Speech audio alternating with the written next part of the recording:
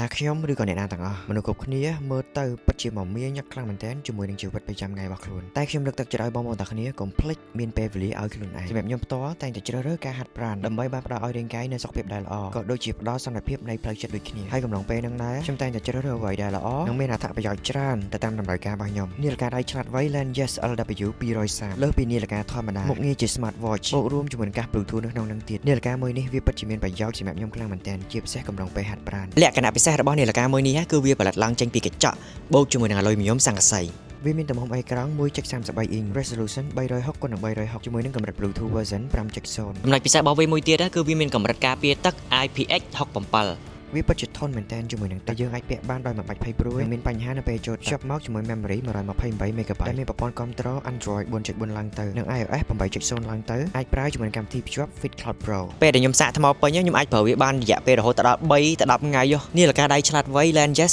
LW 231នេះគឺស័ក្តិសមមែនទែនសម្រាប់បងប្អូនដែលគាត់ចូលចិត្តលេងកីឡាឬក៏ហាត់ប្រាណជាដើមមិនធម្មតាមានមុខងារច្រើនទេវាមានភ្ជាប់ជាមួយនឹងកាសដែលយើងសម្រាប់ប្រើនៅក្នុងនឹងស្រេចតែម្ដងអញ្ចឹងកុំភ្លេចជាមួយនឹងនាឡិកាដៃឆ្លាតវៃ Langes LW 230